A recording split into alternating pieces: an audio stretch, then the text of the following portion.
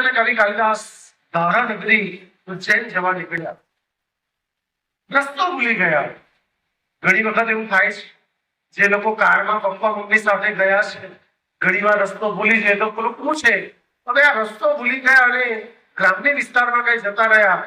ત્યાં આગળ એક વૃદ્ધ સ્ત્રી ઘાસ કાપતી હતી ખેતરની અંદર, અને પેલા સજ્જને, જે એક રાજા ભોજ હતા અને બીજા મહાકવિ કાલિદાસ હતા, એમણે પ્રશ્ન કર્યો.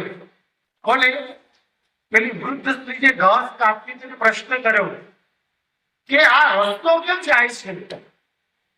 એટલે પેલી વૃદ્ધ સ્ત્રીએ બંનેના ચહેરા તરફ જોયું અને કહ્યું કે રસ્તો કોઈ જગ્યાએ જતો નથી, રસ્તો તો અહીંયા જ રહી છે. આવો જવાબ કદાચ તમે પણ પહેલી વખત સાંભળ્યું હોય એવું બની શકે છે. રાજા ભોજે મહાકવિ કાલિદાસે પ્રથમ વખત સાંભળ્યું. શું કીધું પેલી વૃદ્ધ સ્ત્રીએ? કે રસ્તો તો અહીંયા જ છે, રસ્તો કશે જતો નથી, તમે કોણ છો? એટલે રાજા ભોજ અને કવિ કાલિદાસ થોડા ગભરાયા અને કહ્યું, અમે મુસાફર છીએ. એટલે પેલી વૃદ્ધ સ્ત્રીએ હસતા હસતા બંનેના ચહેરા તરફ જોયું અને કહ્યું કે આપ મુસાફર નથી. આ દુનિયામાં માત્ર બે જ મુસાફરો છે, એક સૂર્ય અને બીજો ચંદ્રમા. જે ગતિમાન હોય છે તે મુસાફર છે. તમારી ગતિ અટકેલી છે, તમે મુસાફર નથી. બતાવો તમે કોણ છો? એમ તો રાજા ભોજને અહંકાર નહોતો, પણ ત્યારે અહંકારને કિંતુ આવ્યો અને કહ્યું કે આમ રાજા છે, અમે રાજા છીએ. એટલે પેલી વૃદ્ધ સ્ત્રી હસતા હસતા કહ્યું, બેટા આપ અભી झूठ बता रहे, आप राजा नहीं है. इस दुनिया में दो राजा हैं, एक आत्मा, दूसरा परमात्मा. आत्मा इसलिए राजा कि उसका राज पूरे शरीर में चलता, परमात्मा इसलिए राजा है कि उसका राज पूरे विश्व में चलता. बताए सच आप कौन है? બંને જણા ખૂબ ગભરાઈ જાય છે અને કહે છે કે हम गरीब हैं. સ્ત્રીએ બંનેના ચહેરા તરફ હસતા હસતા જોઈ લખ્યું, બેટા अभी झूठ बता रहे, आप गरीब नहीं. इस विश्व में केवल दो ही गरीब है. जो भेड़ बकरियां होती वो गरीब इसलिए होती है, उसके सामने कसर उसके बच्चे उपकार जाता है, कुछ भी नहीं कर पाती, इसलिए भेड़ बकरियां गरीब है. दूसरी विधवा मार रही है. क्यों? उसका बच्चा बुखार से तड़प रहा है, उसकी पुकार सुनने कोई नहीं आता, इसीलिए विधवा मां गई. सच बताए आप कौन है?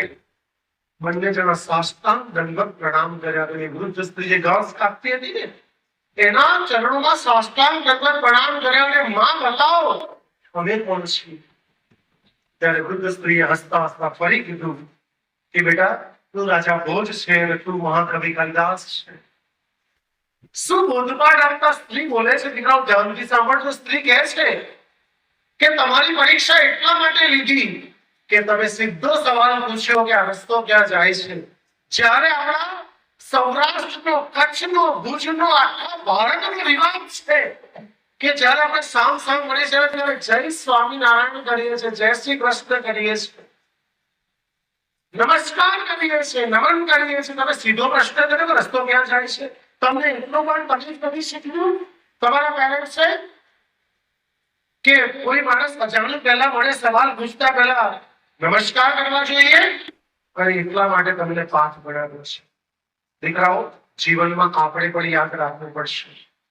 જ્યારે આપણે ઘરેથી બહાર નીકળીએ છીએ, હવે તમે આજે ઘરે જ જવાના, અને ઘરેથી જયારે બહાર નીકળો છો ત્યારે એમ ક્યારે નહીં બોલતા જામ છું. આપણે હંમેશા આમ જ બોલીએ. શું બોલીએ છીએ?